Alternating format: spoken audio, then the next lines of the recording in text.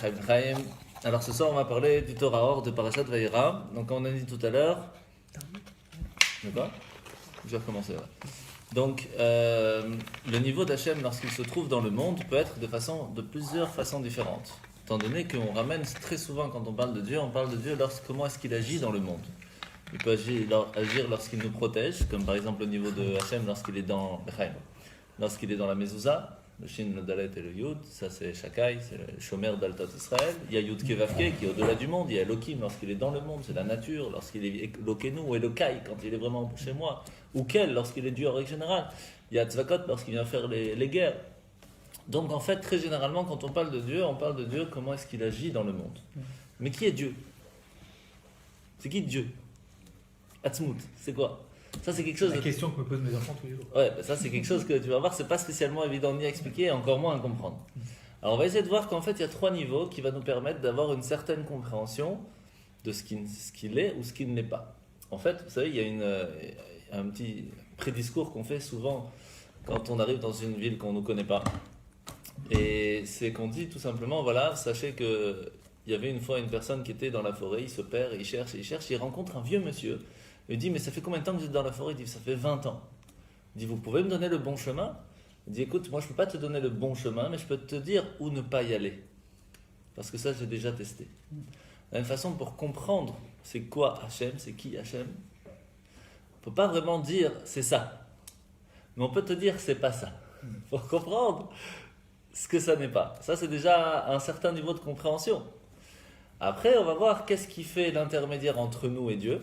Quels sont les plus différents intermédiaires et quels sont les noms de ces intermédiaires et pourquoi c'est important de savoir les différences. Alors, dans la Parashat Vayera, ça commence Patach Eliyahu an tuchad velo bechushban an dudafik asar tikunim. Ici, on voit qu'il y a ce qu'on appelle les tikunim. Tikunim, c'est l'un du mot tikun qui veut dire réparer. Quel est le niveau d'Hachem qui s'appelle réparer? Ici, il nous dit Davin inyan ze lama nikreu yud sirot veshem tikunin tzarich lakdim biur inyan ma'ut hanefesh. Alors, c'est quoi pour pouvoir comprendre c'est quoi les 10 tikkunim, il faut comprendre c'est quoi l'âme. C'est 2 choses tout à fait différentes. Hein. Je parle de l'âme, c'est une chose, les 10 tikkunim, c'est une autre. 10 tikkunim, d'abord savoir se mettre à peu près c'est où. Est-ce que vous vous rappelez les 4 mondes? Les 4 mondes, donc il y a le monde ici-bas, au-dessus il y a le monde de l'action, au-dessus il y a le monde de la formation, au-dessus il y a le monde de la création. Tout ça, il y a déjà un peu de physique. Pourquoi? Parce que dans le monde de la création, on commence déjà à penser comment faire la création. Donc, il y a certaines choses matérielles.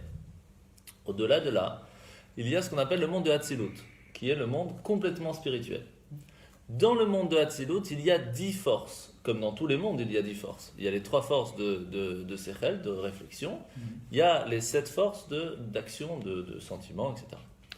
Les 10 forces qui se trouvent dans le monde de Hatzilut sont appelées les 10 tikkunim. Les 10 forces d'Hachem qui permettent de réparer. Tikkun. Après, on va expliquer pourquoi on appelle ça tikkun. À la différence de tous les mondes qui sont après, qui ne sont pas appelés tikkunim, sont appelés levushin, qui vient du mot habit, levush. Parce que là, Dieu va s'habiller à l'intérieur de ce monde pour pouvoir agir, ce qui n'est pas la même chose. Et au-delà de ça, il y a Dieu. Alors, il faut savoir qu'au-delà de ça, il n'y a qu'une lumière de Dieu. C'est la lumière illimitée de Dieu.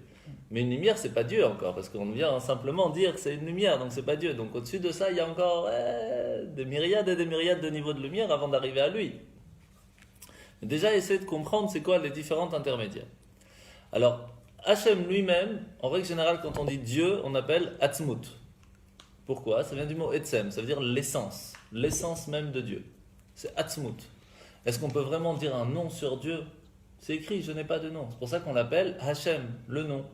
Le maximum qu'on peut arriver, c'est on lui dit, c'est le nom, c'est tout. On ne peut pas aller plus loin. Parce que Dieu, c'est Atzmut. Mais pour pouvoir réussir à descendre jusqu'à ce monde, c'est beaucoup trop fort par rapport à ce monde. Donc il y a un certain filtre qui va se mettre dans les 10 sphirotes de Hatzilut, dans les 10 forces de Hatzilut qui sont appelées les tikkunim. Quel rapport avec l'âme? On va essayer de comprendre un petit peu comment fonctionne l'âme et le corps. L'âme se trouve dans le corps, entre guillemets. Parce qu'en fin de compte, c'est qu'une lumière de l'âme qui arrive dans le corps. Disons, il y a l'âme qui est dans le corps. Est-ce que l'âme, on peut dire qu'elle est gentille ou stricte ou intelligente? Non. L'âme, c'est l'âme.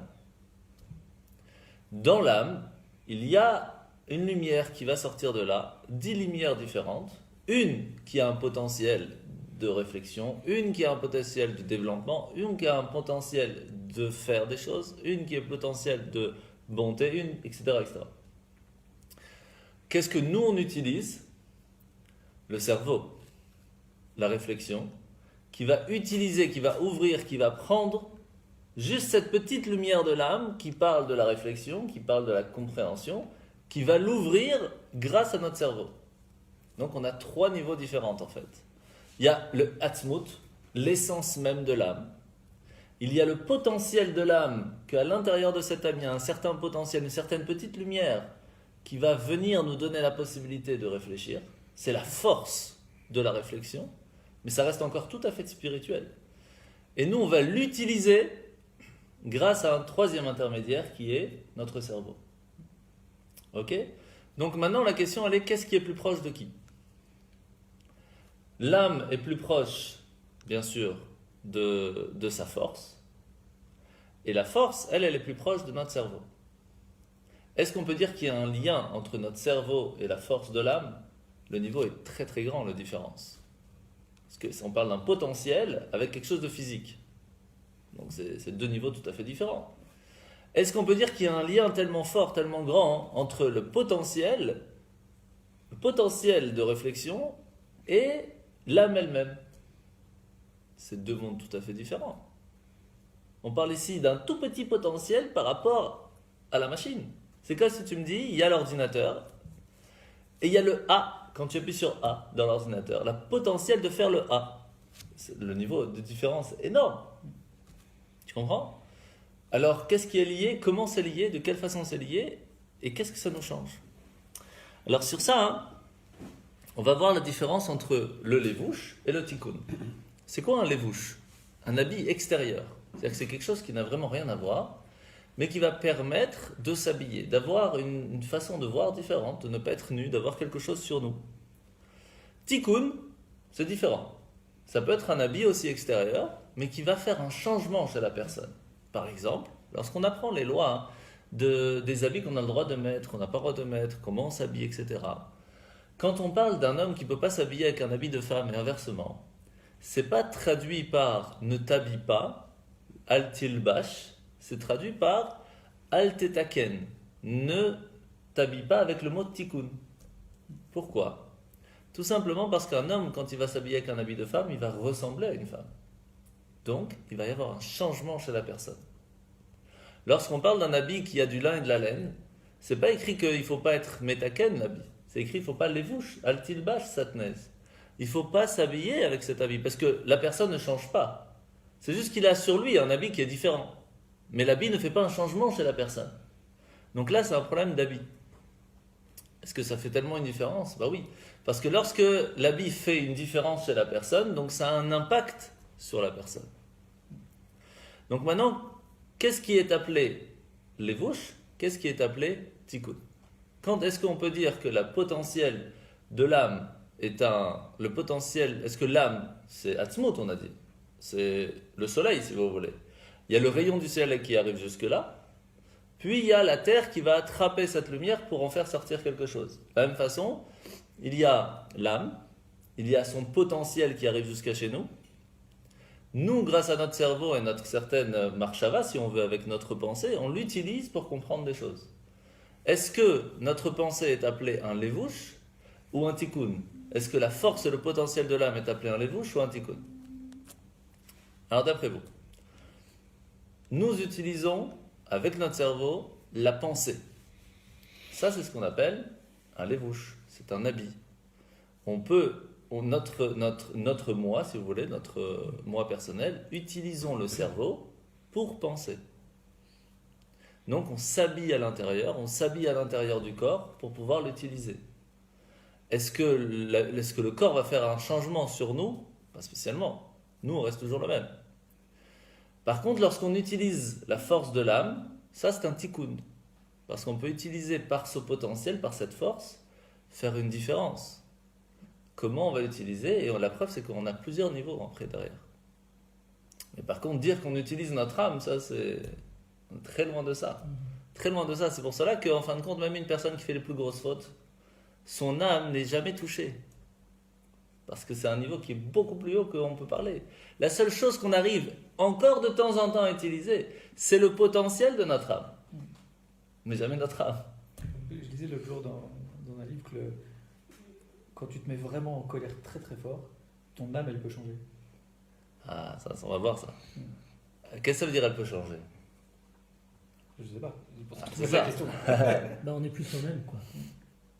Oui, ça c'est le moment de la colère. Mais est-ce qu'on peut changer parce qu'on s'est mis en colère? La preuve, on le voit que oui, parce que quand Moshe s'est mis en colère, il a oublié certaines halachot. On s'est écrit que celui qui se met en colère, c'est comme s'il faisait Avodah Zara. Comme s'il se prosternait devant une statue. C'est fou. Il est dépendant de ses pulsions.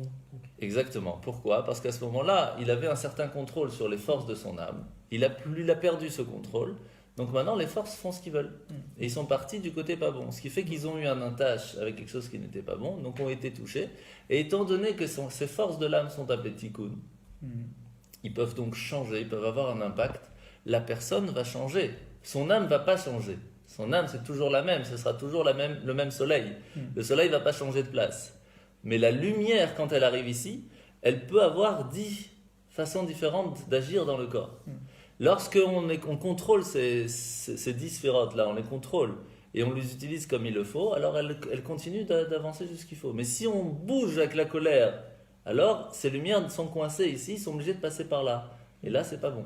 Il faut faire un travail pour revenir. Et après, c'est ce qu'on appelle teshuva, c'est ramener le hé à sa place. Ok? Donc c'est la même chose avec l'âme. C'est que on a Atzmut, on a l'âme elle-même, on a sa force, son potentiel, et on a comment nous on utilise ce potentiel. Maintenant, on voit que le corps et l'âme sont quand même extrêmement liés. Pourquoi? Parce que, est-ce que vous vous êtes déjà posé la question, quand je dis à mon bras de bouger, est-ce que je dois lui dire, puis il y a une certaine fraction de seconde entre les deux, puis après il le fait? Non. Ils sont tellement liés qu'il n'y a pas de différence entre l'un et l'autre. Ils vivent ensemble d'une façon à ce que quand l'âme pense, le corps agit en même temps. Il n'y a pas aucune fraction de seconde de différence entre les deux. Ça vit ensemble. Est-ce que c'est bien, c'est pas bien? C'est une autre question. Mais c'est comme ça. Donc ça veut dire qu'il y a un certain lien qui est très très fort entre les deux. Maintenant, si c'est comme ça, comment ça se fait que chaque personne, quand on est par exemple, on a envie d'être chirurgien. Et pourtant, l'âme a une force illimitée. Notre force, notre potentiel, il est illimité.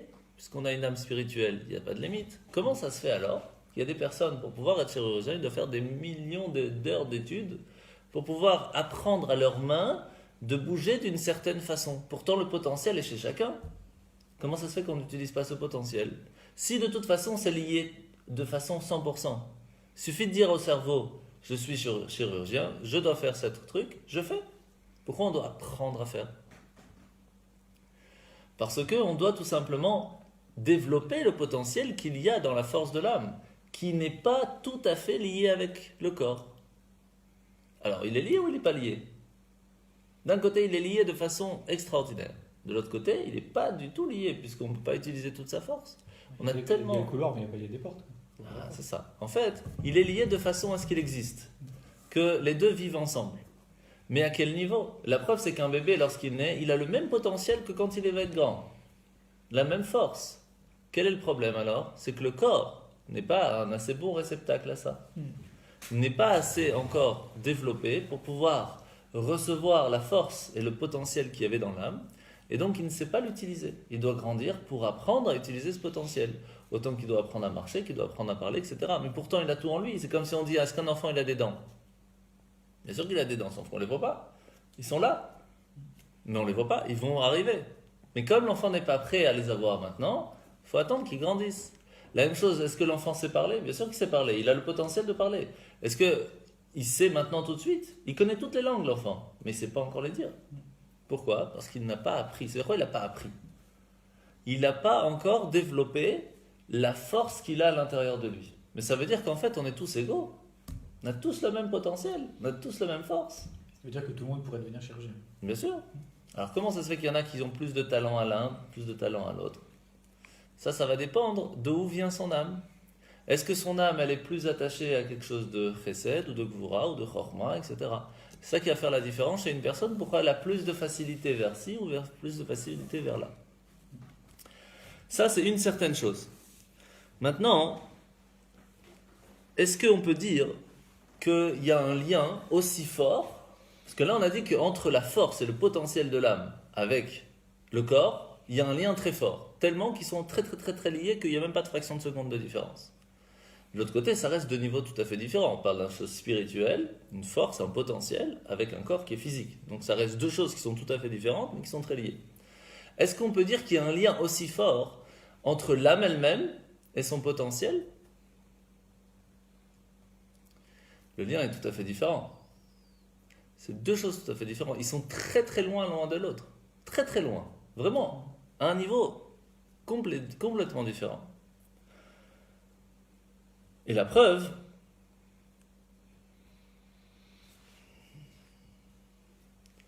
c'est tout simplement parce qu'à partir du moment où on essaye de faire un changement de l'un vers l'autre, c'est presque impossible.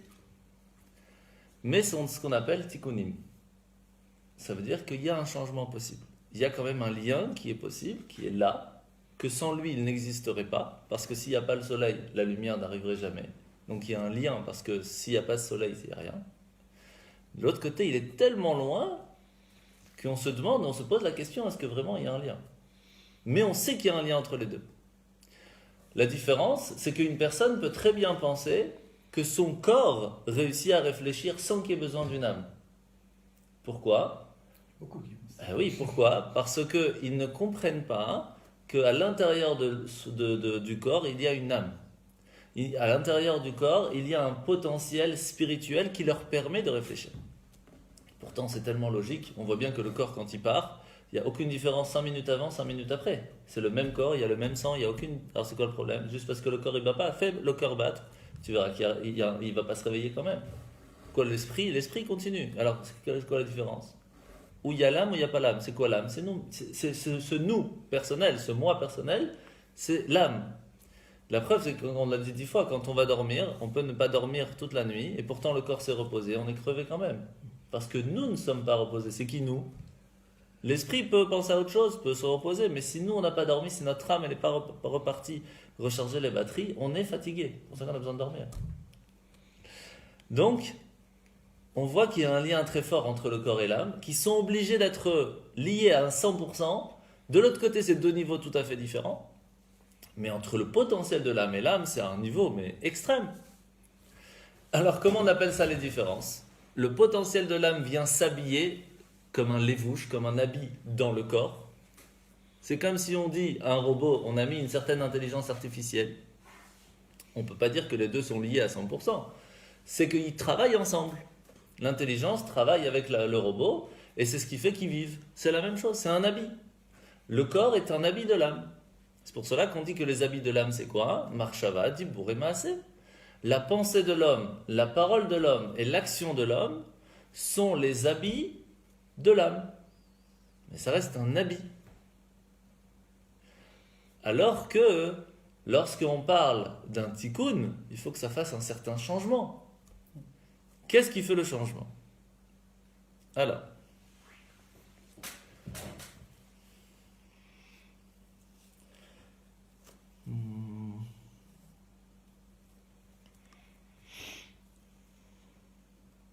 si vous voulez, on va le faire dans le texte ici. Ve'al derech ze, ici. Ve'al derech ze yuvan gam lemala biyut sfirot shenikraim tikunim. Ve'aynu chokhma uvidot de atzilut, de hiu como yechat chule, aval biya c'est bria, yetzira, asiya.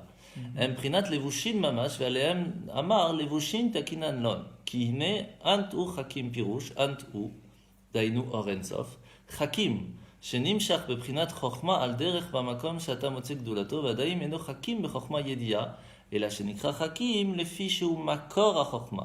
וממנו המשכת חוכמה בביאה, הגם שאנרו חוכמה דבריאה, וכל שכן לעשייה וכו'. On dit que dans le monde de Hatzilut, dans ce monde qui est complètement spirituel, il y a les 10 sphirotes. Il y a ce qu'on appelle la chokhma de Hatzilut. D'accord? Est-ce qu'on peut dire que Dieu, il est chacham? Est-ce qu'on peut dire que Dieu, il est chacham? C'est comme si je suis en train de dire Dieu qui est d'une sans limite qu'on ne peut même pas comprendre. Attention, c'est un chacham. Il a un point très important. Comme si je suis en train de dire Dieu, c'est un chacham. On peut dire ça sur Dieu. On ne peut pas qualifier. On ne peut pas qualifier Dieu de chacham. C'est la chokhma. C'est comme le Rambam dit. C'est la source. C'est ou à Yodea, ou à Yoda, ou à Madachule. Ça veut dire, c'est lui la connaissance, c'est lui qui connaît, et c'est lui qui va nous faire connaître. C'est tout en même temps. Donc comment je peux dire que dans le monde spirituel, dans la lumière de Dieu, il y a ce qu'on appelle chacham. Dieu, c'est un chacham. Il y a une chokhma chez Dieu. Qu'est-ce que ça veut dire un chokhma chez Dieu? Pourquoi on l'appelle comme ça? Parce que pour nous, c'est la source de notre chokhma. Mais pour Dieu, on ne parle pas de chokhma. Comment on peut limiter Dieu à se dire il est chacham? Ou dire il est non, il n'est pas chacham, il est aussi bina, il est aussi mévin, aussi il comprend de ce qui vient de... C'est le limiter à une certaine chose qui est toute petite, c'est pas possible de dire ça. Donc, en fait, ici c'est ce qu'on appelle le makor. Makor, ça veut dire la source. La source de la chokhma qui se trouve dans le monde de la création, dans la sagesse de vouloir faire la création du monde, qui est donc aussi une partie de la chokhma de la Torah, puisque l'architecture du monde s'est faite sur la sagesse toranique. Donc automatiquement, sa source vient de chokhma de Hatzilut. Pourquoi on appelle ça source? Parce que c'est de là que va venir la chokhma. Et la chokhma de Bria, c'est la source. Ça veut dire que déjà, il y a un filtre énorme entre les deux. La source du monde de la formation, etc. Qui est lui-même la source de la chokhma de Asiya, qui est lui-même la source de la chokhma de la Torah qui se trouve ici-bas, qui est lui-même, c'est quelque chose qu'on essaye nous de comprendre. Donc on est où par rapport à la chokhma d'Atzilut? On n'est pas loin. Je cherche toujours. Donc, c'est pour ça on va expliquer après pourquoi on appelle ça makor de makor, 2 fois makor. Donc en fait, comme on avait expliqué avec l'âme, la chokhma d'Hatzilut n'est pas une chokhma en soi. C'est le potentiel de sagesse. Comme avec l'âme. L'âme, c'est le soleil. Nous, on utilise le potentiel, un point du potentiel qu'il y a dans l'âme, qui s'appelle chokhma, pour pouvoir réfléchir. Un point du potentiel qui se trouve dans la lumière divine, même pas dans Dieu encore, dans la lumière divine, s'appelle chokhma. Et c'est notre source pour pouvoir comprendre quelque chose du monde. Tu comprends? Donc en fin de compte, est-ce que Dieu, on peut dire, c'est chokhma d'Hatzilut? C'est même pas un point de la lumière divine qui elle-même est illimitée par rapport à ce que c'est qu'une lumière par rapport à Dieu. Donc on est très loin. Maintenant qu'on a compris ça, on va ramener ce qu'on appelle la pomme. Vous avez entendu parler d'une pomme? Très souvent on parle de la pomme. Pourquoi? Parce que la pomme, elle a quelque chose d'assez spécial, c'est qu'elle est douce de naissance. La pomme, c'est doux de naissance, c'est pour cela qu'à Rosh Hashanah, on trempe la pomme dans le miel. Parce que la pomme, elle est douce d'elle-même. C'est pour rappeler que dans l'année, on demande à ce que les choses qui vont nous se passer dans l'année vont être bien de eux-mêmes. On ne doit pas passer par quelque chose de difficile pour pouvoir amener en fin de compte du bien. Pourquoi on trempe dans le miel? Parce que la miel vient de l'abeille, qui pique. Et par le pic peut venir aussi quelque chose de doux. Et donc on met les deux ensemble, que les deux en fin de compte soient toujours bien dans l'année. La pomme, est-ce que je peux dire à quelqu'un, tu sais, il y a un ange qui est là, qui dit à la pomme pousse et sois douce? Est-ce qu'il y a un rapport? Est-ce qu'on peut dire qu'il y a un rapport avec un ange, que cet ange, comme il est doux, alors c'est pour cela que la pomme elle est douce? Difficile à dire. Et pourtant, il y a ce qu'on appelle les Shivim Sarim. Vous avez entendu parler sûrement les 70 princes ou les 70 anges qui sont eux-mêmes les 70, les 70 anges qui sont les sources des 70 nations, des 70 nations qu'il y a dans le monde. Chaque nation, chaque peuple a un ange qui s'occupe de lui. Comme par exemple, on voit tout début quand Yahushua est rentré en Israël, il est parti à Jéricho, il a fait la guerre, Hachem lui a dit, j'ai pris l'ange de Jéricho, je te le donne dans la main, fais dans ce que tu veux. Si la source du peuple, elle est dans la main de quelqu'un, le peuple, il n'a aucune chance. On fait ce qu'on veut avec ce peuple. Il est foutu. Ah, qu'est-ce qui se passe? Ça veut dire que dans chaque petite chose qu'il y a dans ce monde, dans chaque minéral, dans chaque végétal, dans chaque animal, dans chaque peuple, il y a un ange qui est là, qui le pousse, qui l'aide, qui le protège, qui s'occupe de lui. Si on arrive à attraper cet ange, c'est fini, ils ne peuvent rien faire. Quel est le seul peuple qui n'a pas d'ange qui s'occupe de lui? Comme d'hab, il faut qu'on soit différent. Le peuple juif. Ça ne veut pas dire qu'on n'a pas d'ange gardien. On a un ange gardien, chacun de façon personnelle, etc. Chaque tribu, tout ce que vous voulez. Mais la force du peuple juif en soi, c'est Hachem qui s'occupe. Personne ne pourra jamais un jour réussir à attraper le peuple juif et en faire ce qu'il voudra. Parce que ça veut dire attraper Dieu. Ça, c'est pas possible. Pourquoi est-ce qu'à Sukkot, par exemple, on prend spécialement le palmier de date, le loulav, le hétrog, etc. C'est les 4 seules espèces qui n'ont pas d'anges qui sont à côté qui leur dit vas-y pousse. C'est Dieu lui-même qui s'occupe d'eux. Pour cela qu'on prend spécialement ces 4-là. Maintenant qu'on a compris ça, on a compris qu'en fin de compte, il n'y a rien qui peut se passer ici-bas s'il n'y a pas l'ange qui est là pour lui dire de faire. Pourquoi il y a un peuple qui est plus attaché à faire ci, un autre qui est plus attaché à faire ça, un autre qui... Et pourquoi un animal est plus de ce côté-ci, plus gentil, ou plus strict, ou plus truc, ou même une pomme qui serait plus douce que l'autre, etc. Parce que sa source spirituelle est plus douce ou moins douce. Quel rapport? En fait, c'est quelque chose d'assez très simple à comprendre. Même de façon spirituelle, on a des choses douces et des choses difficiles. Comment? On a à l'intérieur de notre âme 5 niveaux. On a ce qu'on appelle le nefesh, c'est le niveau de l'action. Dans l'action, on peut faire une action qui est gentille, qui est bonne ou qui est stricte. On a le niveau du sentiment. Sentiment, c'est quoi?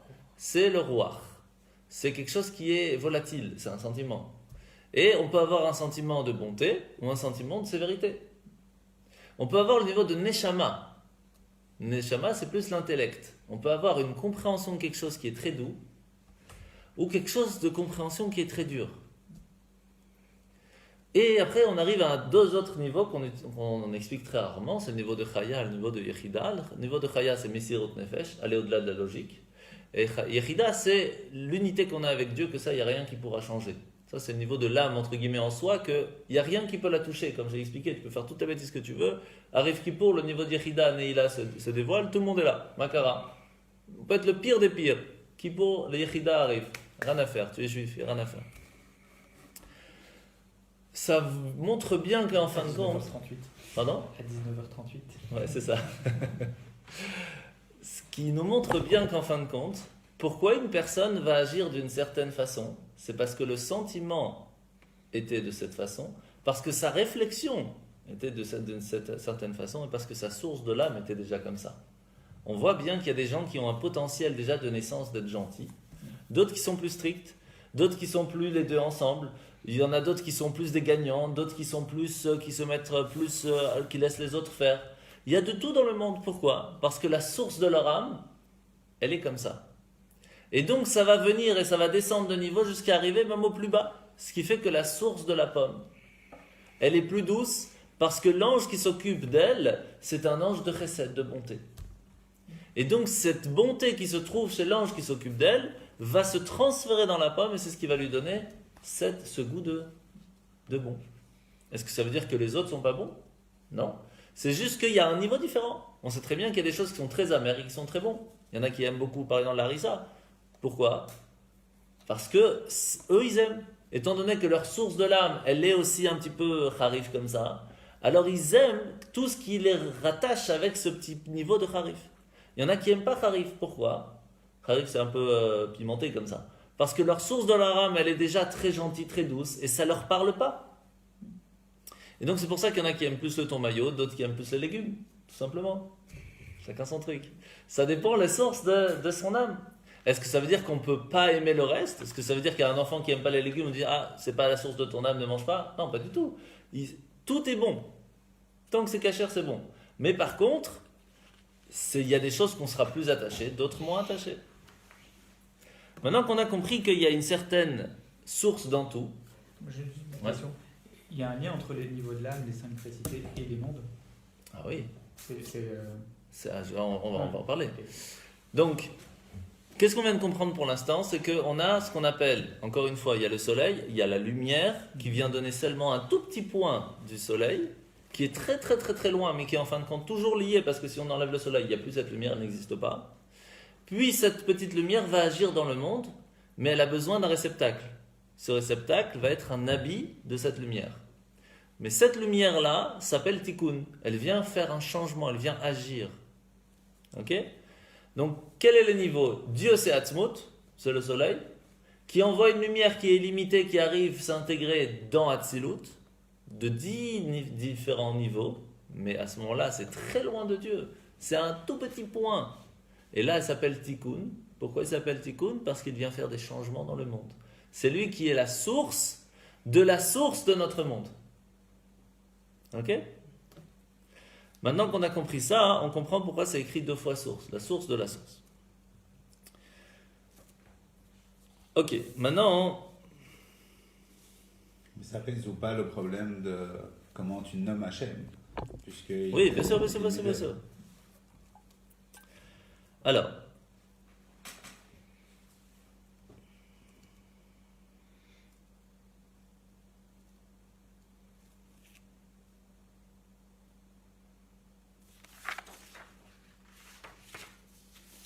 donc d'abord on va essayer de comprendre maintenant quelle est la différence entre Atzmut et Atzilut. Pour l'instant on a compris qu'il y a une différence entre nous et Bria, entre nous et le niveau de sagesse de Dieu qui se trouve dans le début de la création, qui est très très loin, mais qu'on a une certaine possibilité d'arriver. Parce que étant donné que notre âme vient de là, si on l'utilise à 100%, on peut arriver jusque là. Dire qu'on peut arriver jusqu'à Atzilut, c'est très difficile. Pourquoi? Parce que c'est la source, mais c'est qu'une force, qu'un potentiel. Donc on ne parle pas d'ici de quelque chose qu'on peut comprendre. C'est comme si je vous dis, est-ce que tu arrives à comprendre comment tu comprends? Ça, on ne peut pas expliquer. Parce qu'on peut comprendre notre cerveau, comment il fonctionne, mais on ne peut pas comprendre comment est-ce que le cerveau fonctionne. Quelle est la force à l'intérieur du cerveau qui fait que ça fonctionne? Le potentiel qui se trouve à l'intérieur, c'est quelque chose qui est intouchable pour nous. Ce n'est pas physique. Et donc, on ne peut pas arriver au niveau de Chokhmah de Hatzilut. Qui peut arriver à un certain niveau dans Hatzilut? Ceux que leur âme vienne de Hatzilut. Quelle âme vient de Hatzilut? En général, toutes les âmes viennent de Bria. Les âmes des tzadikim. Pourquoi? Comment c'est ça? C'est simple. Chaque humain, juif le plus grand que vous voulez, est attaché au physique. Attaché à la matérialité. Rien à faire. Mais il y a des tzadikim qui sont tellement hauts que déjà depuis leur naissance, ils n'ont aucune attache avec le matériel. Ils vivent dans un autre monde. Ça ne leur parle pas le matériel. Comme Abraham. Abraham, on avait dit, pour lui, il ne comprenait pas c'est quoi le matériel. Quand Sarah est venue le voir dans la paracha, elle lui dit, il y a un problème avec Ishmaël, il influence Yitzhak. Yitzhak, c'est une âme. Comment on peut toucher une âme? Ça veut dire, il ne vivait pas dans le monde. Il vivait dans un autre monde. Hachem lui dit, il faut faire, on fait. Il n'y a pas la question, est-ce qu'on doit faire, est-ce qu'on ne doit pas faire. Il vit dans un autre monde. Tout ce qui est matériel, nous, on n'est pas à ce niveau-là. C'est comme les rabbins, ils ne vivent pas dans le même niveau. Il faut faire ce que Hachem dit. Il y a un problème devant, le monde n'est pas un problème pour lui. Le monde, il est là pour l'aider, c'est tout. Il y a un problème dans le monde, c'est le problème du monde, c'est pas son problème. Il avance. C'est comme si je vous dis maintenant, on marche dehors avec la kippa. On ne se pose pas la question, est-ce qu'on doit marcher avec la kippa? Le problème, il est chez le monde, il n'est pas chez nous. Nous, on a la kippa.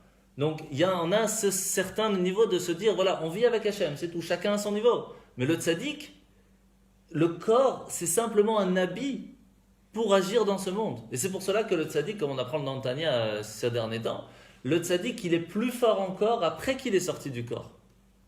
Parce que ce n'était qu'un habit pour lui. Mais sa vie au tzaddik, c'est son âme. Puisque c'est une âme qui est complètement spirituelle. Donc en fin de compte, il agit encore plus après qu'il est parti.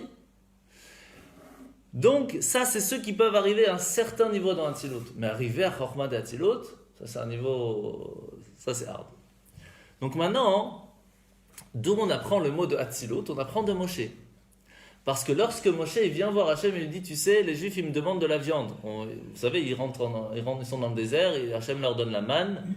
Et là, il leur dit, mais comment je vais leur ramener de la viande, moi?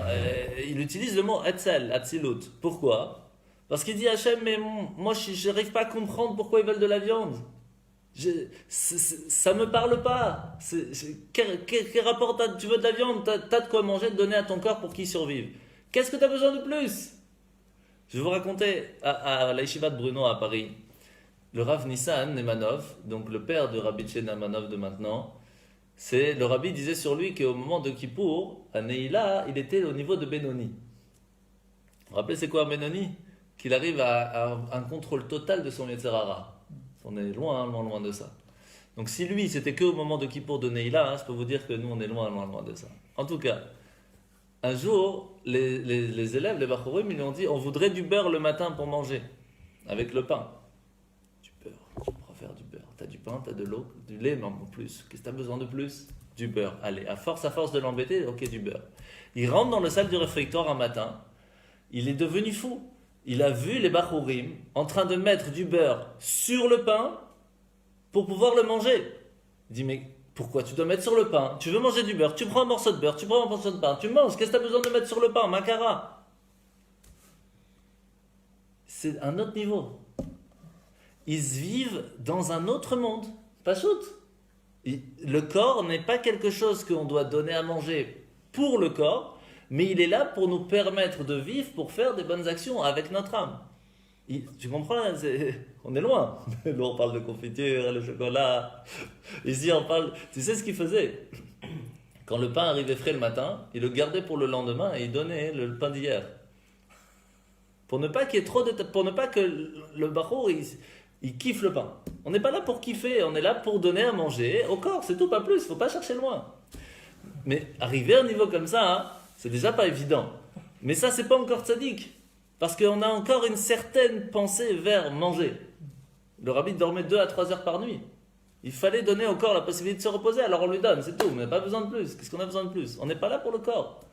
C'est un autre niveau. Donc maintenant, qu'est-ce qu'il va lui dire Hachem? Il lui a dit, moi je suis au niveau de Hatzilut. Ça veut dire, moi je suis à un niveau où je n'ai pas de rapport avec ce monde. Comment je peux même comprendre la question du peuple juif? Je n'arrive pas à leur comprendre ce qu'ils me veulent. Comment je vais leur donner à manger? Je ne peux pas transmettre, je ne peux pas donner quelque chose si moi-même, j'ai pas... Tu comprends? C'est ça la question de Moshe. Hachem lui dit, si c'est comme ça, tu vas devoir trouver 70 anciens, 70 sages. Je vais leur donner une partie de toi, mais un point de ce que tu as toi, pour avoir un certain lien. Et eux, comme ils sont attachés avec le peuple, eux vont transmettre. C'est là que va venir les 70 anciens, les 70 juges, etc. L'histoire du Sanhedrin, la transmission, la Knesset Agdola, etc. Là, c'est avant qu'il ait donné l'eau. Ça, c'est avant qu'il ait donné l'eau. Oui, c'est la caille, c'est au tout début. Qu'est-ce qui va se passer? Qu'est-ce qui va se passer à ce moment-là? Dieu va prendre de Moshe une lumière, un point de Moshe, le niveau de Yesod, sans rentrer dans le détail. Il va le donner aux anciens, qui eux vont devenir les tikkunim, ceux qui vont transmettre, ceux qui vont réparer ce qu'il y a besoin de réparer dans le monde. Donc en fin de compte, c'est un peu comme si à ce moment-là, Moshe est devenu le soleil, qui va envoyer une toute petite lumière aux anciens, qui eux déjà étaient à un niveau, je ne vous raconte pas, et qui va transmettre aux enfants d'Israël. Pourquoi? Parce qu'eux sont dans un monde physique. Donc en fait, c'est l'intermédiaire. Ça veut dire que le monde de Hatzilut, c'est quoi? C'est la force potentielle de Dieu pour pouvoir en fin de compte transmettre au monde. C'est l'intermédiaire, c'est ce qu'on appelle le tikkun. Et c'est pour cela qu'on utilise un prénom. Parce qu'on arrive à ce que tu m'as posé la question tout à l'heure. Le prénom ou le nom? C'est quoi le prénom ou le nom? Est-ce qu'on peut dire en disant ton prénom, Nathanaël par exemple, est-ce que c'est toi? Comment? Nathan, est-ce que c'est toi? Nathan, c'est toi? C'est pas toi, Nathan. Nathan, c'est juste un point de ce que tu es. C'est une possibilité de faire un lien avec le monde extérieur. Mais toi, ce n'est pas Nathan. Je ne t'ai pas posé la question sur le prénom, je t'ai posé la question sur la définition du nom. Ah, ça c'est encore autre chose, mais d'abord. Alors, pas la définition, la caractérisation. Pourquoi c'est appelé de cette façon? Pourquoi est-ce que Chokhmah est limité et quel attribut on choisit? C'est ça que je voulais dire. Ça veut dire? Tu as parlé de Chokhmah, tu as dit d'appeler Hachem Chokhmah, ce serait le limiter en soi. Ah oui, ça c'est sûr. Mais quel que soit l'adjectif qu'on De utilise, toute façon, on va le limiter. de toute façon, on va le limiter. C'est exact. Donc, comment tu vas faire pour c'est- ne pas... Bien sûr, bien sûr, bien pour sûr. ne- Alors, Enfin, il faut bien à un moment donné délimiter C'est pour bon. nous la manière dont on va tu l'appeler viens, parce tu que... viens de donner la réponse. Donc, tu vas le délimiter. C'est quoi un prénom, c'est quoi un nom? C'est ce qui permet pour les gens extérieurs de pouvoir s'attacher à toi. Je veux parler de toi, je ne vais pas dire, tu sais, la personne là, qui est extraordinaire, qui donne, qui aide, qui est toujours là, qui est toujours présent, qui est toujours au minyan, qui est habillé de cette façon, qui a toujours une kippa sur la tête. Nat. Tu comprends? Exactement. Je ne dis pas tout ce que tu es toi. Je ne fais que donner un point pour pouvoir que les gens extérieurs puissent s'attacher à toi.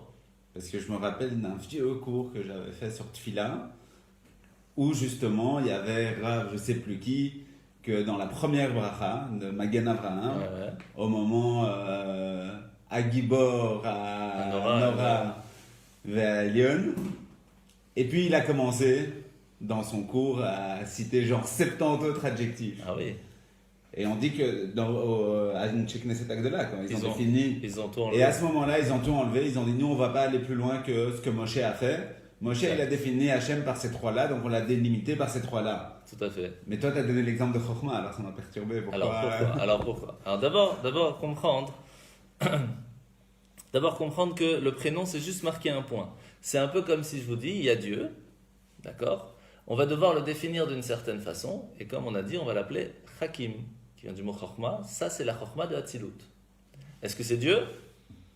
C'est son prénom, qui vient délimiter un certain potentiel qu'il n'a pas à l'intérieur de lui, à l'intérieur de sa force. Donc il y a lui, il y a sa force et sa lumière. À l'intérieur de sa force, il y a un point qui vient expliquer, qui vient donner un certain potentiel qu'il y a à l'intérieur de cette force. Chokhmah. Et encore, on ne parle pas d'une sagesse. On parle de la possibilité d'avoir une certaine sagesse.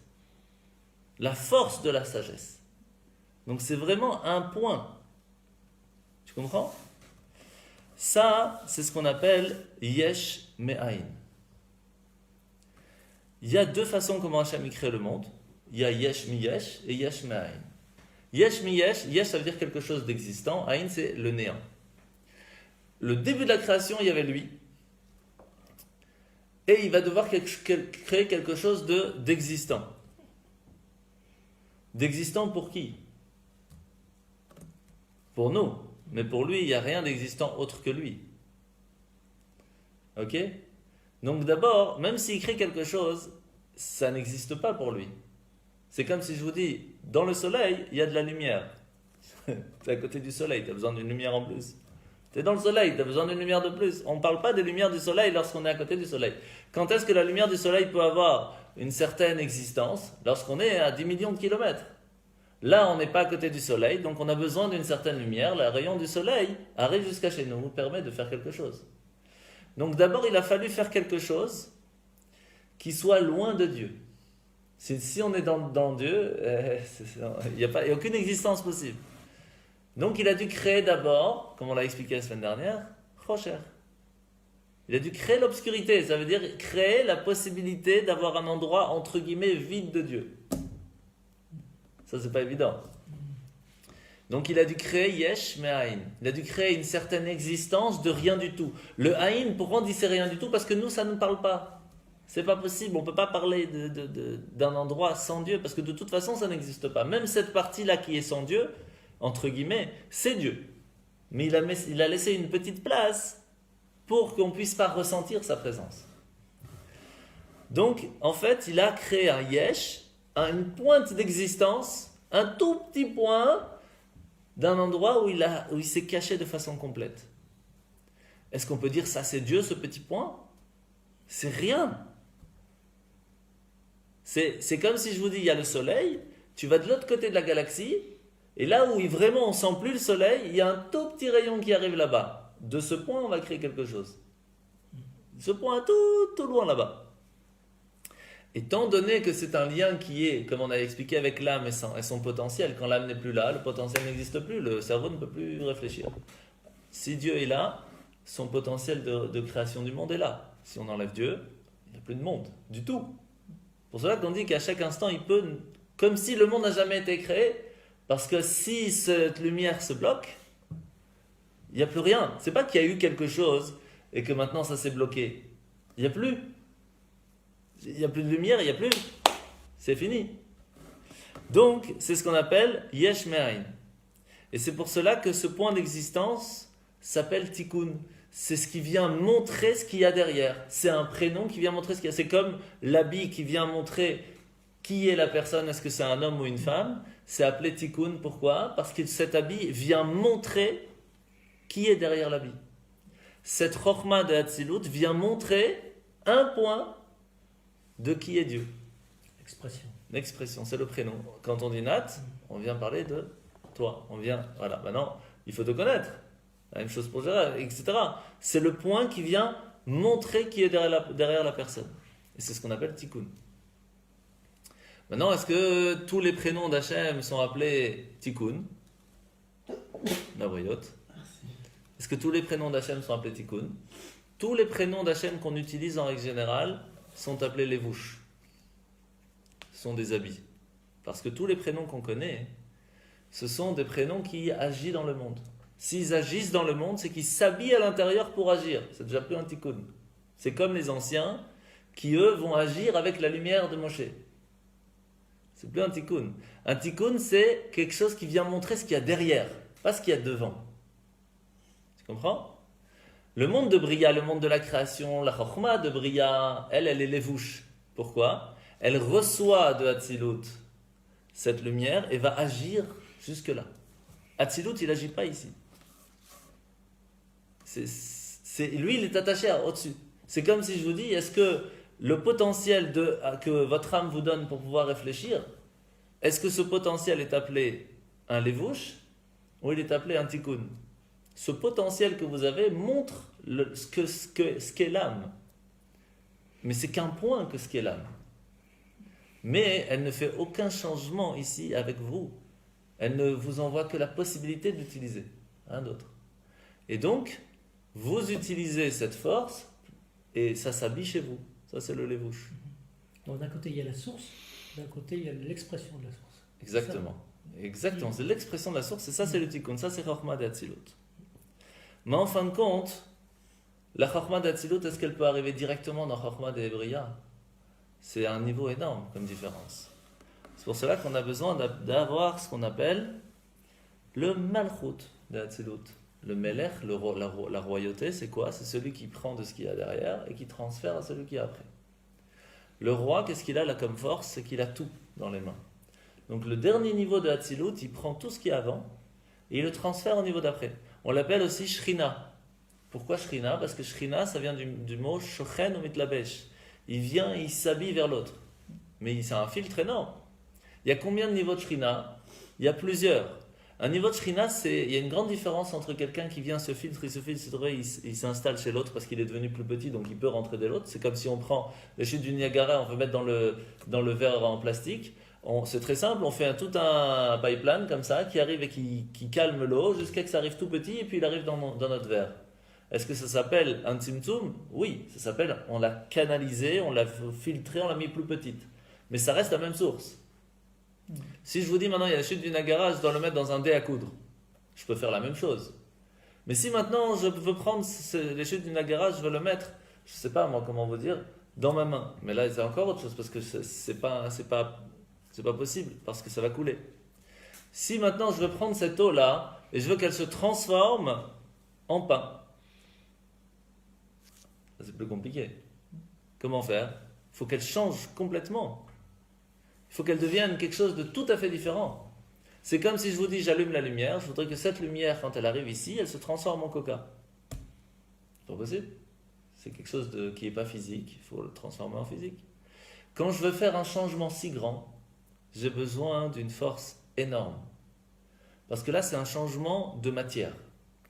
La même chose avec Hachem. Ici, lorsque Hachem il se trouve dans la Chokhmah d'Hatzilut, c'est encore que le potentiel.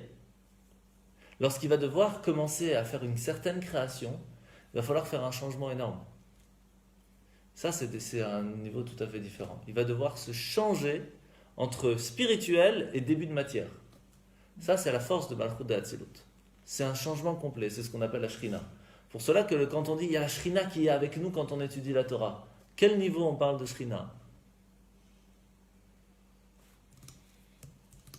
Malchut de Beria. C'est déjà pas une Shrina. Parce que qu'est-ce qu'il fait Malchut de Bria? Il filtre la lumière pour arriver encore plus petit dans Chokhmah de Yetzira. Mais c'est qu'un filtrage. Ça reste une lumière, qui reste une lumière, qui reste une lumière, qui reste une lumière, c'est quand même une lumière. Alors il y a 3 grandes Shrinas de base. Il y a lorsqu'Hachem, il va d'abord se transformer en lumière. Il va dire, je vais me pousser, laisser une place à rien du tout, à autre chose que moi-même. Donc c'est comme si le soleil remplissait l'espace. Et il dit, je vais devenir plus petit pour laisser un certain espace. Et je vais faire sortir de moi une lumière. Sauf que cette lumière, elle est illimitée encore. De cette lumière, je vais devoir la limiter. On ne peut même pas comprendre ce que ça veut dire limiter l'illimité. C'est pas possible. Ça, c'est une shrina. Première shrina.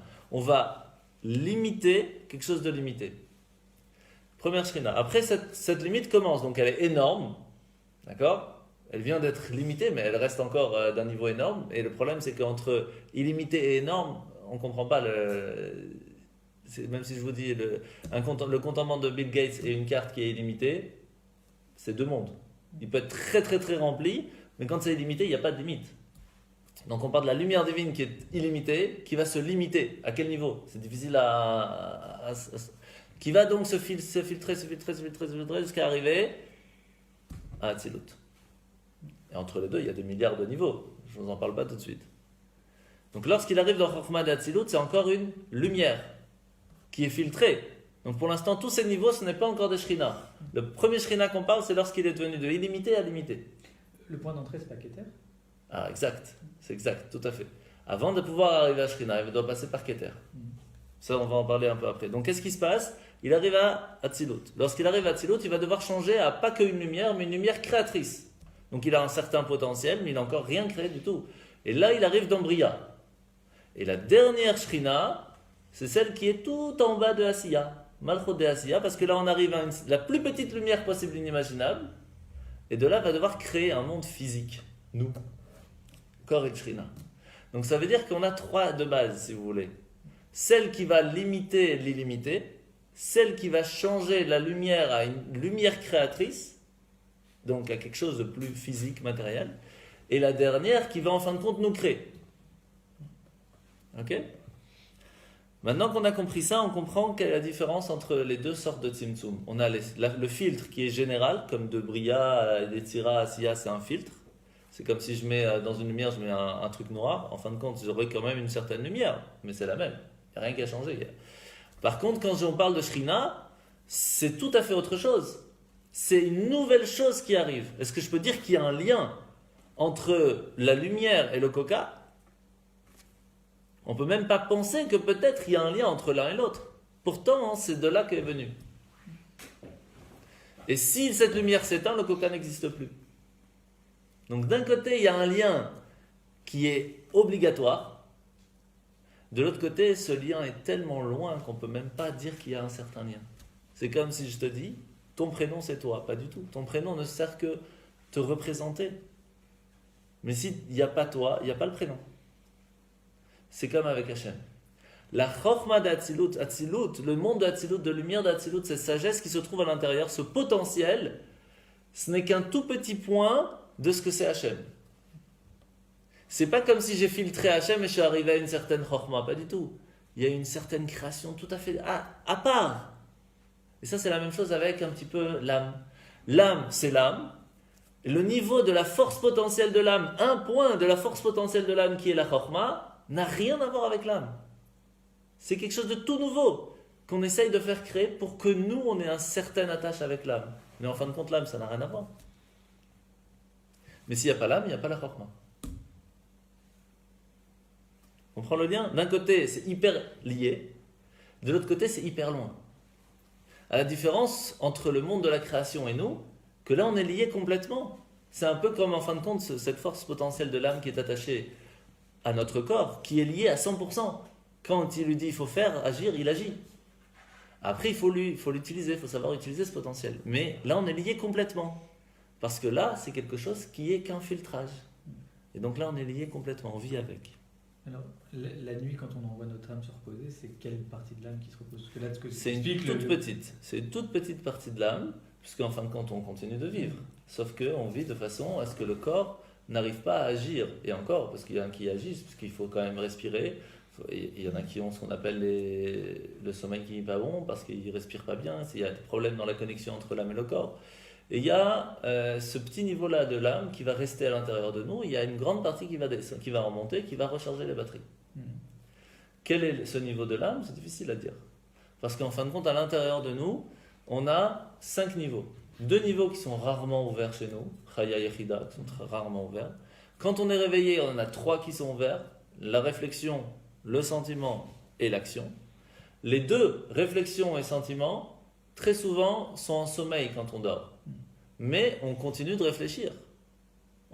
Pas vraiment réfléchir, mais l'esprit continue puisqu'on rêve. Mais c'est un tout petit niveau de réflexion parce qu'en fait, il est utilisé plus là-haut. C'est pour cela qu'en fin de compte, lorsqu'on l'âme revient, on a cette idée de devoir rêver. Mais le rêve, il prend combien de temps quand l'âme est dans le corps? Une fraction de seconde. On pense qu'on a rêvé pendant 2-3 heures, des fois des jours. Mais le rêve a duré une fraction de seconde.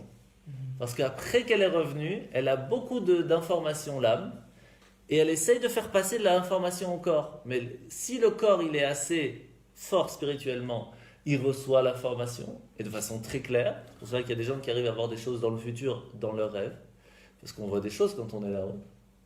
Et d'autres, quand le corps n'est pas assez pur, ils ne voient rien. Et alors encore pire, quand on ne se rappelle même pas de ses rêves. C'est encore autre chose. Ok? Ça va?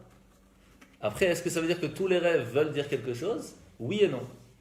Parce que ça dépend comment le corps l'a reçu. Le rêve en soi, c'est sûr qu'il y a quelque chose derrière, puisque c'est qu'une information de quelque chose qu'on a vu. Est-ce que ça veut absolument dire quelque chose pour nous? Est-ce qu'on arrive à réussir à le comprendre? Est-ce qu'on a réussi à le voir? Ça, c'est encore autre chose. Et c'est pour cela que lorsque quelqu'un voit dans son rêve quelqu'un de là-haut qui vient lui parler, il ne parle pas à lui à ce moment-là, il ne parle pas au corps, il parle à son âme. Et après, il fait passer le message au corps. Mais des fois, le message passe complètement, des fois, c'est pas assez, etc.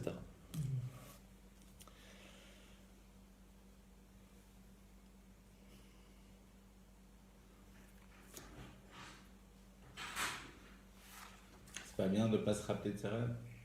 Non, pas spécialement. C'est pas spécialement problématique. Il y a un passage dans la Gemara, on parle des rêves. Est-ce que c'est bon de s'en rappeler? C'est pas bon de s'en rappeler? Il ne faut pas trop rentrer dans le détail. Simplement savoir qu'il ne faut pas trop faire attention aux rêves aujourd'hui. On n'est plus à un niveau où on peut vraiment dire oui, j'ai rêvé quelque chose qui va se passer, des trucs. C'est tout.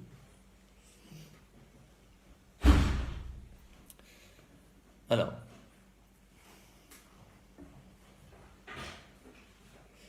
Salut. Maintenant, on comprend aussi que de la même façon, est-ce qu'on comprend aussi quand même de la même façon que l'âme, la force en tout cas de l'âme qui se trouve à l'intérieur de notre corps, par exemple, qui donne le potentiel à l'œil de pouvoir voir, est-ce qu'on peut dire que l'œil, quand on ferme les yeux, on ne voit pas? On voit, mais on voit noir. Parce qu'il y a quelque chose qui est devant l'œil qui ne lui permet pas de voir. Mais on voit. Le potentiel de voir, il est toujours là. D'ailleurs, si tu es dans une pièce noire, on voit quand même. Tu vois de la même manière que si tu fermais tes yeux. Parce que c'est noir. Si tu es noir, ferme tes yeux quand tu es dans un endroit où il fait tout noir. La différence, c'est que l'œil regarde, ouais. Tu vas voir la même chose. C'est ça. Il n'y aura pas de différence. La différence va être avec le temps. Étant donné que l'œil va s'habituer au noir, il va réussir à s'adapter à voir quelque chose. Mais quand tu fermes les yeux, il va s'adapter à rien voir. Qu'est-ce qui se passe? On voit. Ça, c'est la différence. On voit. Il y a quelque chose à voir. Alors que quand tu fermes les yeux, il n'y a rien à voir en fin de compte. Ok, donc en fin de compte. Les fautes de français, ça peut avoir du sens. Donc on voit qu'en fin de compte, cette force, elle est propre à elle, elle est personnelle, elle est présente, quoi qu'il se passe, c'est la force de l'âme, elle est présente, mais elle n'est pas toujours dévoilée, parce qu'on a fermé les yeux. De la même façon, chaque personne à l'intérieur de lui a un potentiel qui vient de l'âme, qui est illimité. Mais tant qu'on ferme les yeux et qu'on ne l'utilise pas, elle est présente, mais elle n'est pas dévoilée. Donc quelqu'un qui dit « moi, je n'ai pas la possibilité de comprendre la Torah », c'est faux. on a tous la possibilité de la comprendre. On a tous la possibilité de faire la Torah. Tu ne ressens pas aujourd'hui le potentiel de le faire, tu ne te sens pas la force. C'est parce que tu n'as pas habitué ton corps à le faire. Tu n'as pas ouvert les yeux. Tu n'as pas amené ton corps à faire ceci. On va faire cela. On va venir ce soir. Pour ceux qui nous regardent. Et donc, c'est pour cela qu'on appelle cette lumière or. Pourquoi on appelle cette lumière or? Parce qu'il n'y a aucune lumière qui n'a pas de source. Une lumière ne peut pas arriver seule. C'est obligé qu'il y ait un soleil quelque part, il y a une ampoule quelque part. Il n'y a pas de lumière, il n'y a pas de fumée sans feu. C'est la même histoire. Il faut obligatoirement qu'il y ait une certaine source. Sauf que cette source, elle est très loin. Et c'est pour cela que tout cela est, comme tu en as parlé, l'histoire de Keter. Le Keter de Hatzilut, qui est le lien entre Atzmut et Hatzilut. Donc en fait, si vous voulez, on a expliqué qu'il y avait Atzmut, il y avait Dieu lui-même, il y avait Hatzilut, puis il y avait les mondes, puis nous. Mais avant d'arriver à Hatzilut, il y a le niveau de Keter. Keter, c'est quoi? C'est le niveau de la couronne divine qui permet de faire le lien entre une lumière illimitée avec un certain point de limite. Parce qu'en fin de compte, tout ce qu'il y a avant Keter, c'est un niveau de Dieu qui est sans limite. Donc là, il n'y a pas de nom vraiment.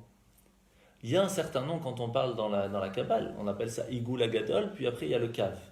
Igul Agadol, ça veut dire un grand rond, parce que c'est une lumière qui est sans limite. Puis va arriver la Shrina qui va la limiter d'une certaine façon, qu'on appelle ça le Kav. Kav, ça veut dire un trait, il y a un début, il y a une fin. Le début de ce Kav, il est énorme. Énorme, énorme. On ne peut même pas essayer de comprendre, on ne peut pas donner de nom, puisqu'il est complètement spirituel à un niveau inimaginable. Puis va arriver Keter. Keter, c'est le niveau de la couronne divine, qui à l'intérieur va avoir deux niveaux, comme dans tout en règle générale. Ce qu'il y a au-dessus, ce qu'il y a au-dessous. C'est le lien intermédiaire entre la lumière illimitée et la lumière qui commence à se limiter. Ce niveau de Keter, pourquoi on l'appelle Keter? Parce que la valeur numérique de Keter, c'est combien? 620. Il y a combien de lettres dans les 10 commandements? 620. Pourquoi 620? Parce qu'on a 613 commandements plus les 7 des sages. Ça fait 620. En fin de compte, l'architecture même du monde sont les 620 commandements. Avant même de vouloir créer le monde, Hachem il a dit Bereshit, j'ai créé le monde pour Bet Reshit, pour deux choses. Pour qu'il y ait la Torah, pour qu'il y ait Israël, que les deux vivent ensemble. C'est Keter. C'est la base même du monde entier. S'il n'y a pas ce Keter, il n'y a rien. Si je n'ai pas cette possibilité d'amener un certain point pour dire je vais arrêter ma lumière illimitée pour en faire quelque chose de limité, un monde limité avec certaines forces, avec certaines limites, ça commence à être fatigant tout ça. À ce moment-là, il n'y a aucune existence. Et donc, s'il n'y a pas la Torah, il n'y a aucune volonté d'existence. S'il n'y a pas les 620 commandements, il n'y a rien. Okay? C'est quoi les 7 des sages? Netilat Yadayim, les bénédictions avant de manger, Hanouka, Purim. Il n'y a que 7 takanot rachamim. Les 7 de base, bien sûr, après il y a tout ce qu'il y a après. C'est les 7 de base. Vraiment les 7 de base de chez base. Ok? Donc, et c'est pour cela que quand on veut essayer d'expliquer un message à quelqu'un, par exemple, on est obligé très souvent de ramener des machalim, des exemples. Comme un enfant, on ne peut pas lui dire, voilà, on ne peut pas lui apprendre la Kabbale. On commence à lui apprendre l'alphabet, puis après on lui raconte l'histoire de Abraham, de Noach, de Yitzhak, de Yaakov, on raconte ça comme c'est une petite histoire. À l'intérieur de ça, il y a beaucoup de secrets, mais on ne lui raconte pas. Quand il va grandir, on va lui raconter la même histoire, mais avec d'autres détails qui vont lui parler plus, qu'il va réussir à comprendre. Maintenant, la force de Shlomo HaMelech, comme on a expliqué la semaine dernière, la force du roi Salomon, c'est qu'il arrivait à transmettre ça de 3000 façons différentes. C'est-à-dire qu'il avait réussi à descendre de niveau, d'expliquer même les plus grands secrets de la Torah aux plus petits enfants. Il arrivait à se filtrer 3000 fois. Mais, en fin de compte, est-ce qu'on peut dire qu'il y a quelque chose de nouveau chez l'élève? Oui, parce qu'il ne connaissait pas cet exemple ou cette histoire qu'on vient de raconter. Mais est-ce qu'il y a quelque chose de nouveau chez le maître? Il n'y a rien de nouveau chez le maître. Toujours. Mais chez le maître, quand il vient transmettre ce niveau-là, cette explication, pour lui, c'est rien par rapport à ce qu'il a dans sa tête. Donc il n'y a encore rien de nouveau. Il doit faire. Mais le travail qu'il doit faire pour arriver à transmettre va lui amener des nouveautés. Ça, c'est certain. Mais en fin de compte, il n'y a rien de nouveau si on veut chez le maître. C'est pour cela que c'est la même façon la force divine. La force divine, elle vient nous amener une certaine chorma, une certaine sagesse ici-bas dans le monde. Ça même qui s'est filtré de Keter à Atzilut, à Chorma d'Atzilut, puis Chorma d'Ebriya, Chorma d'Etzira, à Asiya, puis en fin de compte dans la Torah, puis après tous les Chachamim qui nous l'ont expliqué, nous on arrive à toucher même pas un tout petit point de la Chorma qu'il y a dans la Torah. Chez nous, c'est même pas une petite histoire qui nous raconte de c'est quoi. Rien, c'est tout petit. Par rapport à Hachem, qui est lui, bien plus loin, qu'on peut même pas essayer de penser d'arriver à ce niveau-là. Donc pour essayer de remettre tout ça un peu au niveau, on a les niveaux d'Hachem qui se trouvent dans le monde, comme on a dit au tout début, les 10 noms différents d'Hachem, Yudke, Yudke Vavke, Levke Yudke, Tzvakot, Shakai, Kel, Elokai, Eloke, Elokim. Tous ces niveaux-là, c'est des niveaux d'Hachem qui nous parlent à nous. Pourquoi ? Parce que c'est des levushim. C'est comment Dieu s'habille dans le monde pour pouvoir agir. Des fois, il agit avec sagesse, des fois avec sévérité, des fois avec bonté, des fois pour faire des guerres, des fois pour nous protéger. Est-ce que c'est ça Dieu ? C'est une toute mini lumière filtrée, arrangée, enlevée, silouk, tout ce que tu veux, avant d'arriver dans un tout petit point qui vient dire qu'est-ce que Hachem vient de faire. J'aime encore. Au-dessus de ça, on a lorsque Hachem il agit dans les mondes supérieurs. D'accord ? C'est encore un autre niveau. Et ça, c'est ce qu'on appelle le monde de la création, le monde de la formation, etc. Après, on a comment est-ce qu'Hachem il est dans le monde complètement spirituel. Est-ce que c'est Hachem ? Est-ce qu'on peut dire Hachem il est Chochma de Hatzilut ? Non, c'est son prénom qui vient simplement ramener et expliquer un certain force et potentiel qu'il a à l'intérieur de lui qui va nous parler plus à nous que pour lui. C'est tout. Au-dessus de ça, il y a Keter, entre guillemets le lien entre la force illimitée de Dieu, cette lumière qui va sortir de lui et le début de Hatzilut. Et après tout en haut, il y a Dieu lui-même.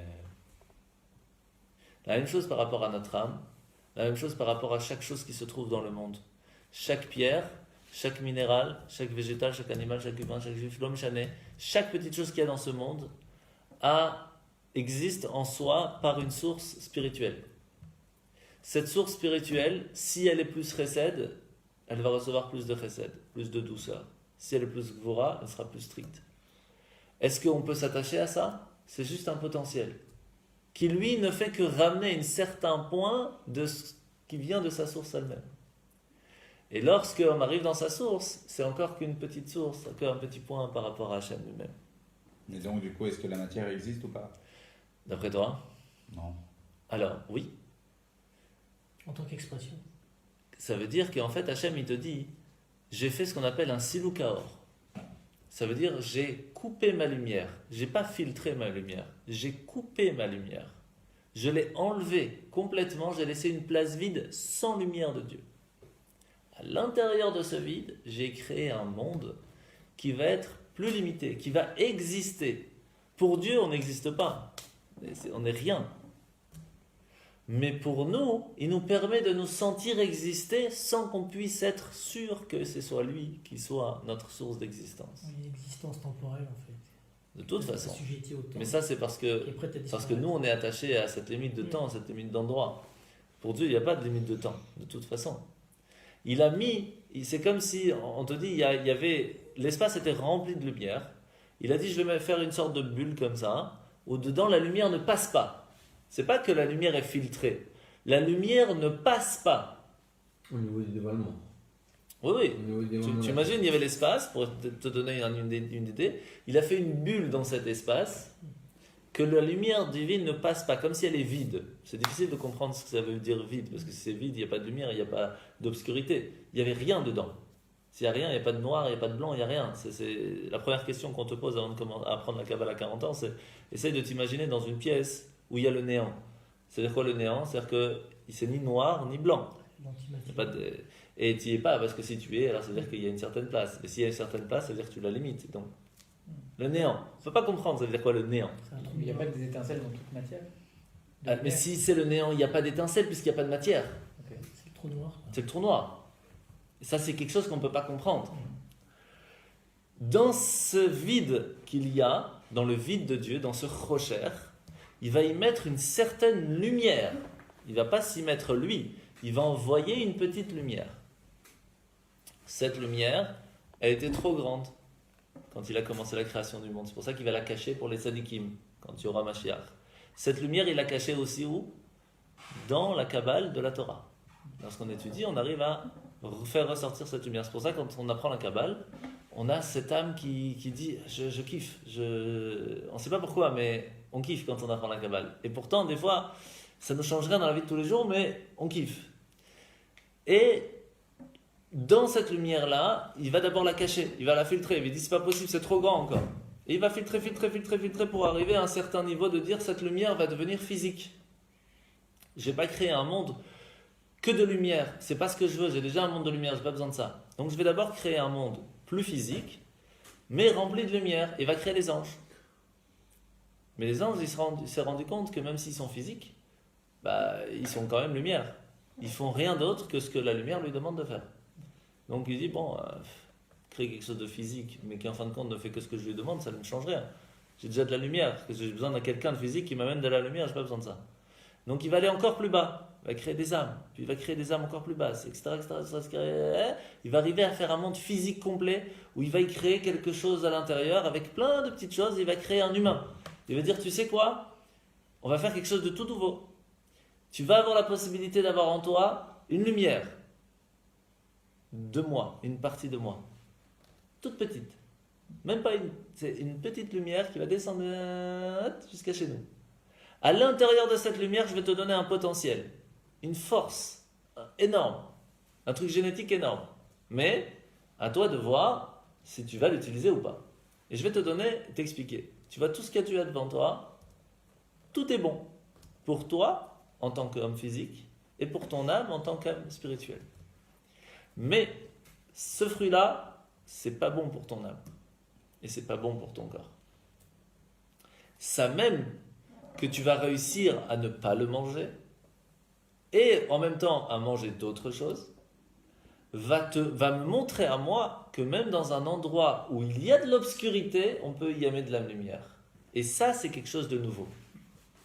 Ça, c'est quelque chose que Dieu il s'est dit, ça c'est spécial.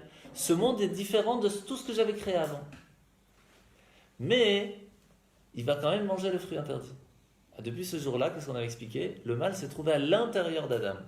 Donc il ne pouvait plus le laisser éternel. Il a dit, je vais lui enlever cette éternité. Parce que je veux qu'en fin de compte, ce mal disparaisse au bout d'un moment. Tout le but pourquoi j'ai créé ça, c'est pour qu'il y ait de la lumière dans ce monde. Mais si c'est pour donner l'éternité au mal, c'est pas possible, c'est pas mon but. Et donc c'est pour cela qu'on meurt au bout d'un moment. Parce que notre but, c'est de repousser ce qui n'est pas bon pour y amener de la lumière, de transformer ce qui n'est pas bon en lumière. Mais il y a des choses qui ne sont pas transformables. C'est ce qu'il lui a dit à Hachem. Il lui a dit, tous les fruits qui sont ici, ils sont parvés. Ni lait ni viande, ni bon ni pas bon. Si tu les manges pour une certaine raison, alors ils vont devenir bons. Tu vas leur redonner une certaine lumière. Tu vas les rattacher à leur source spirituelle, à leur ange qui s'occupe d'eux, qui vont se dire, ah, j'ai bien fait de le mettre ici, de le faire pousser, parce qu'en fin de compte, on lui a fait une bénédiction. Ça vaut le coup que je vienne, que je me prenne la tête à les faire pousser, parce qu'il y a quelqu'un qui va s'occuper d'eux. C'est pour cela que chaque fois qu'on est en train de manger, il faut s'imaginer que cette petite graine-là, qui a prié à Hachem, que son ange a prié à Hachem, s'il te plaît, fasse qu'il pousse bien, pour qu'un jour peut-être on puisse prier sur moi, dans tout ce champ. Et puis cette petite épi de blé, il va être coupé. Et là, il va prier à Hachem, s'il te plaît, fasse que j'arrive dans tel truc de tondeuse, pour qu'elle puisse arriver dans tel sac, pour qu'elle puisse en fin de compte être broyée dans tel moulin, qui va en fin de compte le faire broyer dans tel sac, qui va en fin de compte arriver en farine dans le chalabek, qui va en fin de compte avoir la bracha de la chala, pour qu'au moins quand toute la raison pourquoi je me suis galéré à grandir, c'est pour qu'on puisse faire une bracha sur moi. Et pour qu'en fin de compte j'arrive sur la chala de Shabbat et qu'on fasse une bénédiction sur moi, pas stam kacha, qu'on a fait netilat, qu'on a pensé que quand on est en train de faire la bénédiction, on est en train à ce moment-là de réélever ce niveau matériel à sa source spirituelle qui est l'ange qui est à côté, qui dit vas-y, est-ce que j'ai servi à quelque chose, est-ce que j'ai réussi en fin de compte, est-ce que cette petite graine-là qui est arrivée dans cette rala va réussir à profiter de toute la raison pourquoi je l'ai créée depuis le début. Et quand on fait la bracha, on réussit à faire ça. Et si on ne fait pas la bracha, l'ange il est triste. Vous imaginez la galère qu'il a eue depuis ce début de la création de cette petite graine. Tout ça pour rien. Et il faut tout recommencer. Et ça, c'est la force qu'on a. On a à l'intérieur de nous une possibilité de s'attacher à un niveau divin qui est extraordinaire. Mais c'est une force qu'on a reçue, une force, un potentiel qui est très limité, mais qui est en fin de compte inné à l'intérieur de nous.